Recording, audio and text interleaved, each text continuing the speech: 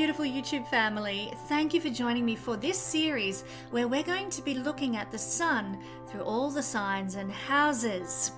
Looking at a sign and a house each week for the next 12 weeks.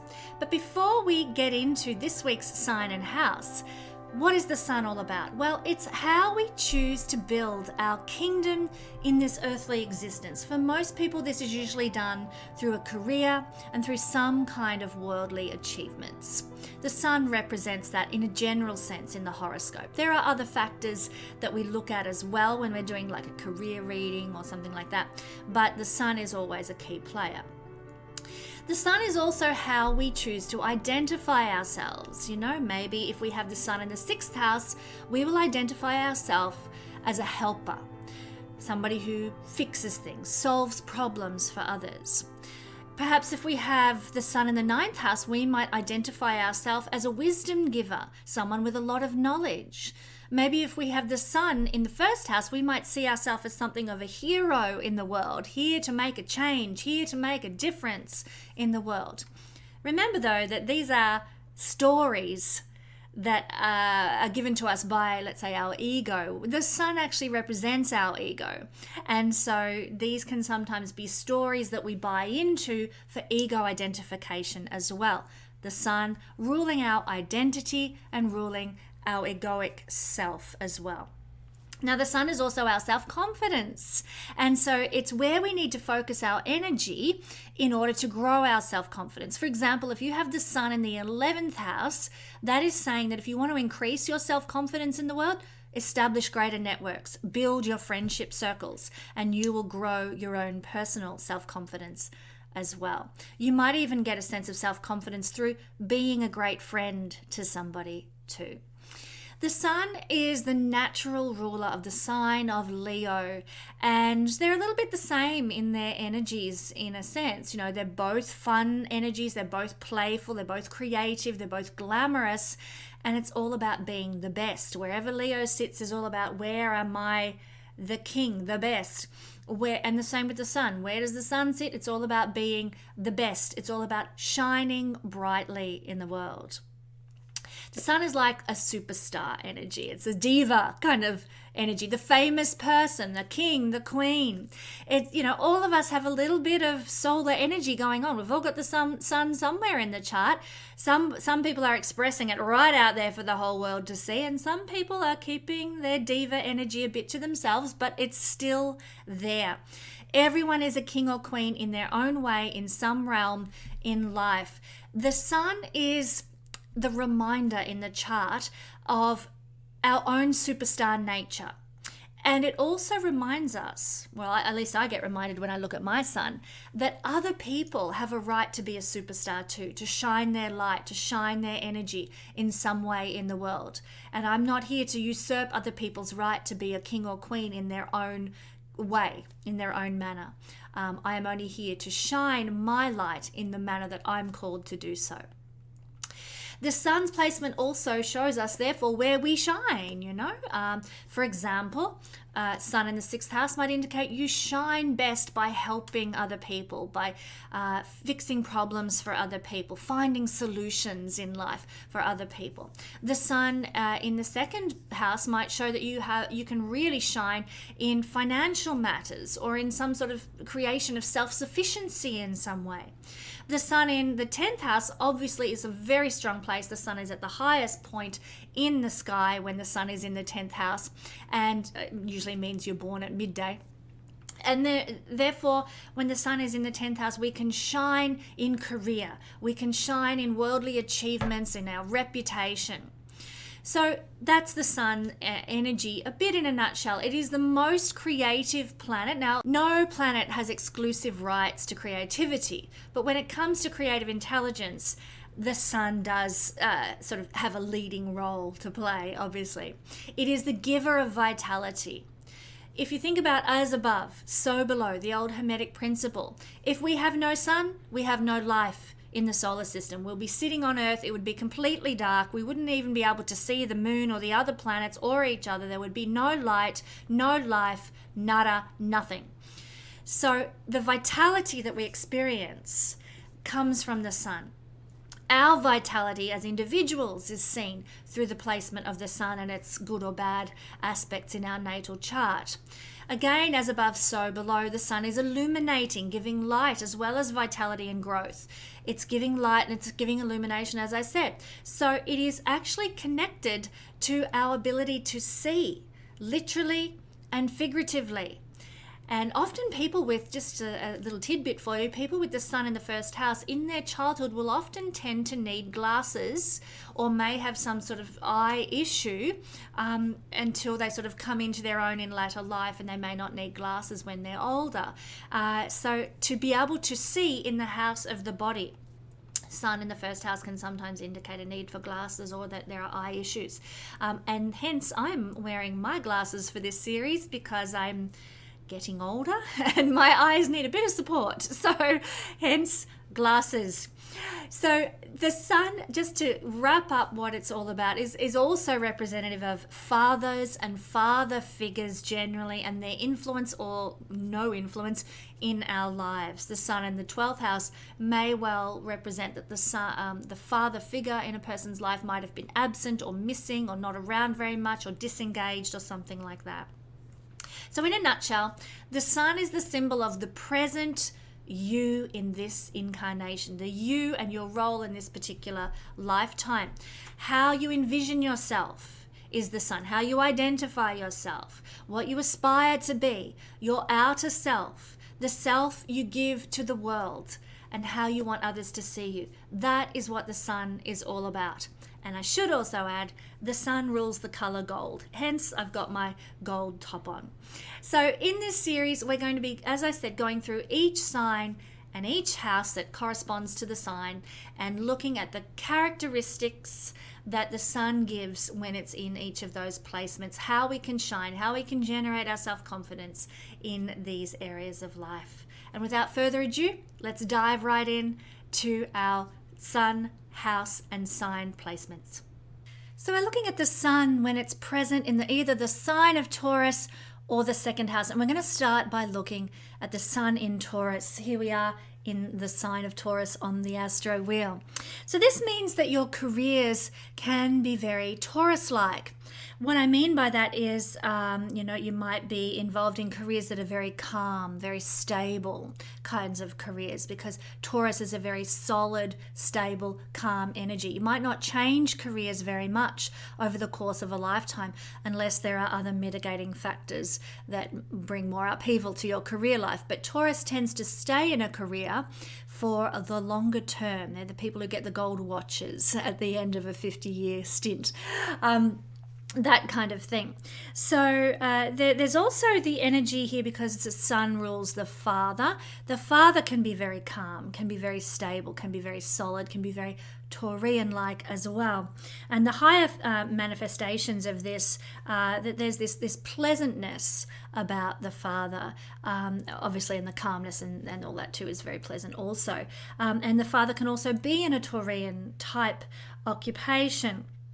The lower manifestations might be that the father can be involved in some sort of hoarding, not letting things go, hanging on for things too long, quite materialistic father, and possessive, wants to own things, wants to have things for themselves. So that's the lower vibration of the father energy in the sign of Taurus. The sun also reveals how we can shine in the world, as we've already talked about. And it's through doing Taurian things that you can really shine when the sun is in Taurus. Doing art, being involved maybe in jewelry making or something, beauty, aesthetics, food. You might shine as a chef, or even in your own home environment, you might be a brilliant cook.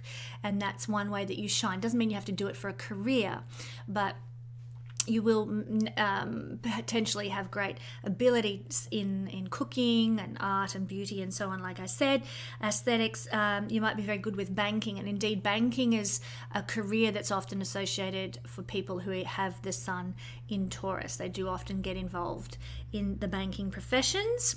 The town where I live, just as an anecdote, is full of bankers, because that's the main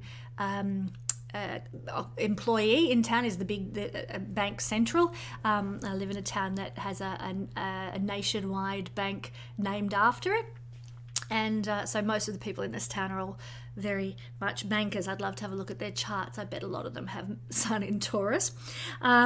There's also an interest perhaps in gardening, farming, environmentalism that's present here. You might have hobbies in that realm, or you might even work in those realms, have careers in those realms in some way as well. You might have careers that have to do with collecting and curating, managing, acquisitions and things like that might be a part of your career trajectory with the Sun in Taurus.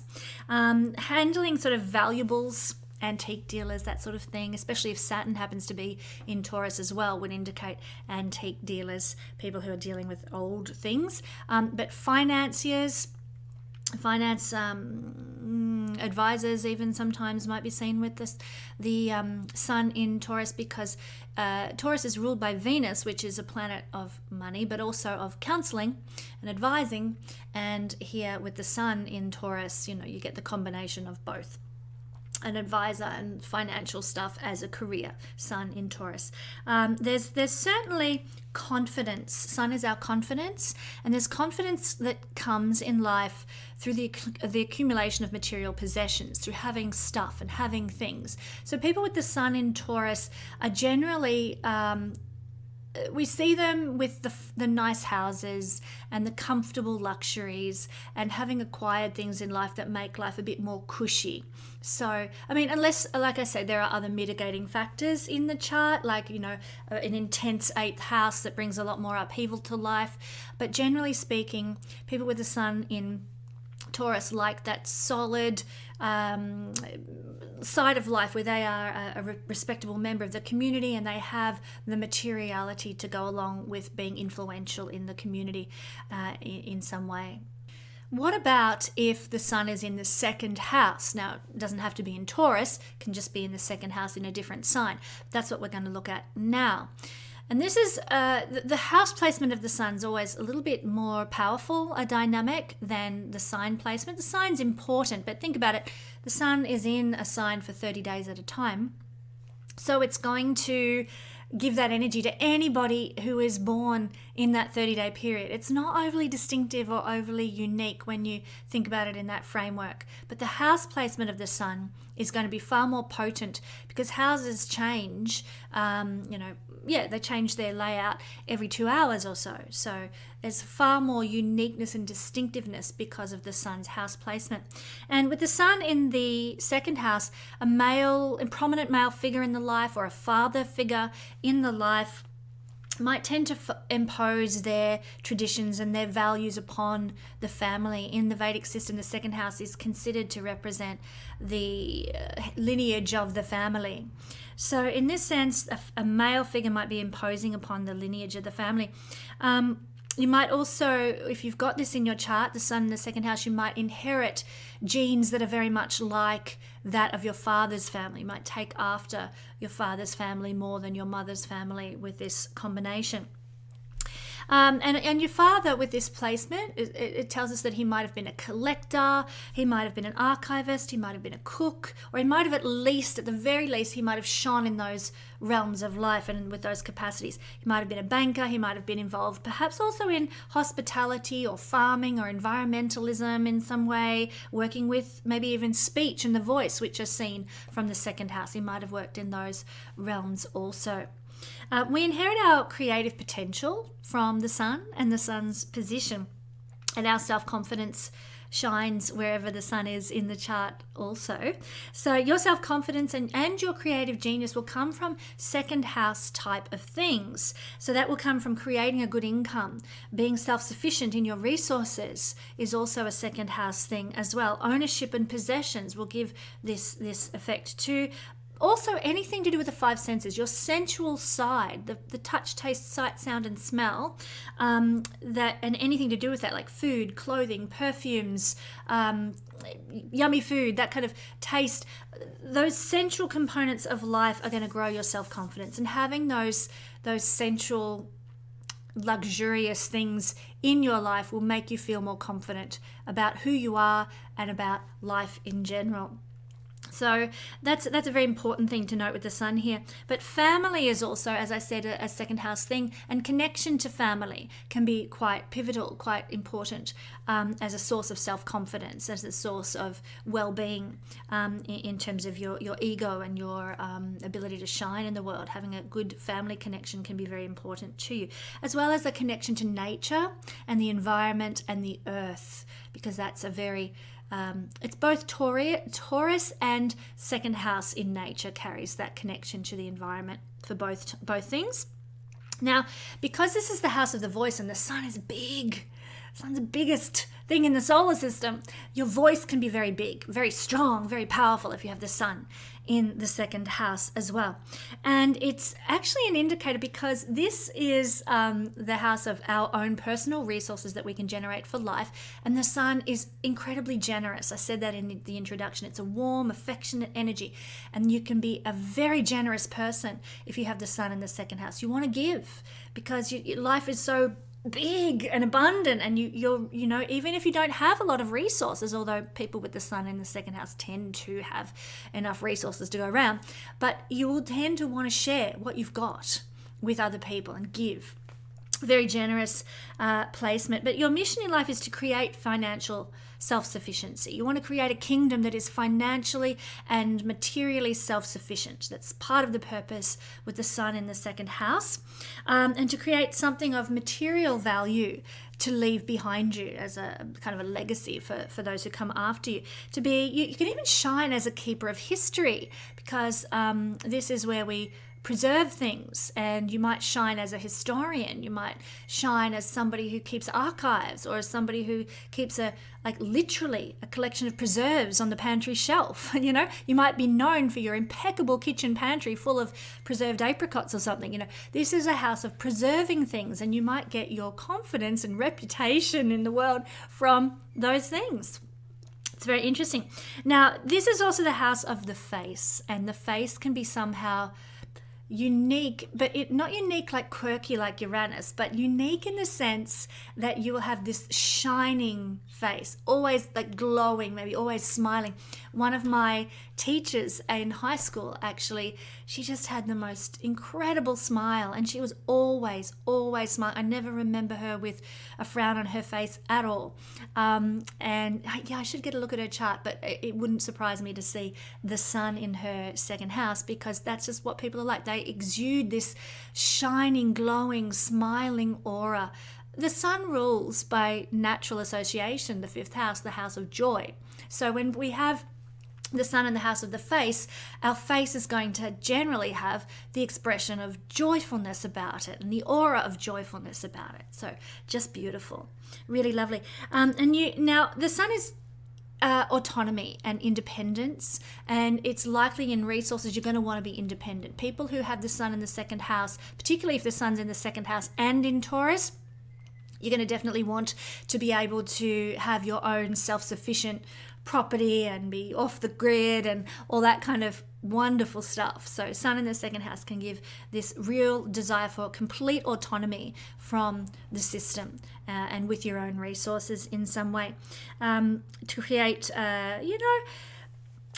to create your money in a way that's autonomous as well. So how you go about creating resources for yourself, you might find that you do better in a career that you instigate yourself, because obviously money and jobs and career, they all tie into the same things. We get our money from our career.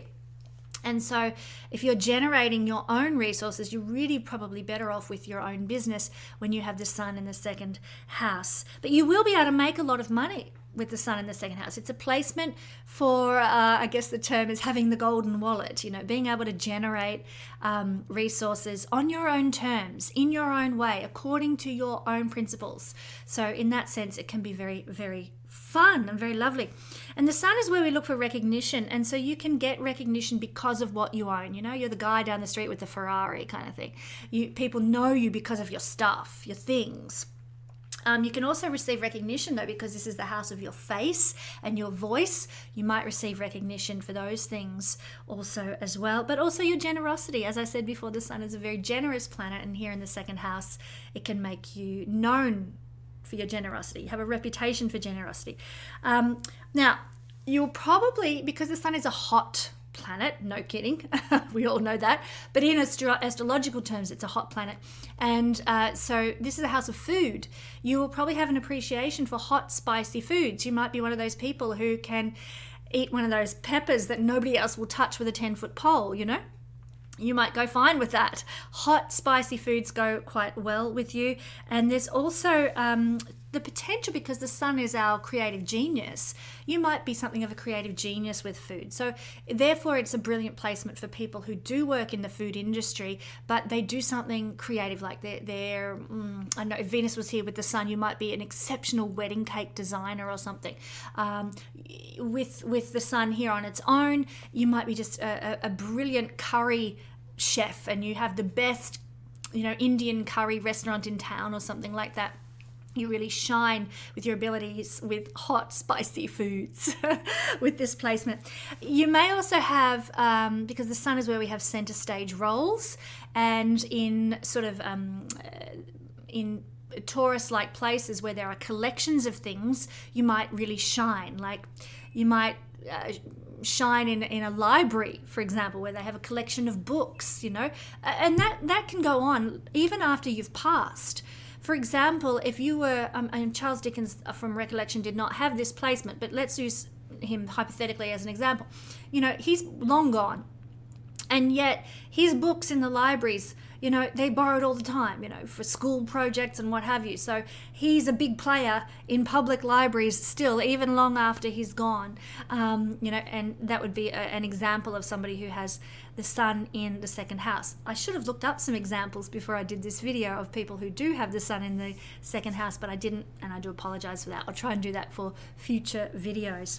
But you might shine in a place of where they keep archives, or a collection, like a museum collection. You might really shine as a curator of museums. The town where I live has an exceptional reputation for its museums and its fashion exhibitions, which is very second house. So the curator of that art gallery in town, I would love to get a look at her chart, and wouldn't be surprised. It would fit very nicely to see the sun, perhaps with Venus, in the second house here too. To shine with the ability to curate and manage collections of things is very much a sun energy in the second house, and an avenue of career for those of you who are wondering what they can do with the sun in the second house. So that's what I'm seeing with the sun in Taurus and the sun in the second house. I hope this video helps you understand more about your sun placement and the sun placements of those in your life. Join me next week when we'll have a look at the sun in Gemini and the sun in the third house.